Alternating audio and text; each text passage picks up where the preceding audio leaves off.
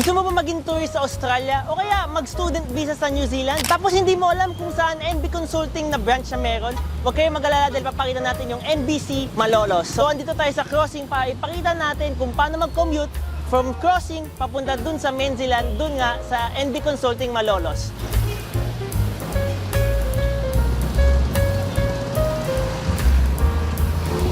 So pagbaba natin dito sa Menziland, no? Pagbaba natin sa jeep, kung makikita nyo may 7-Eleven din dito.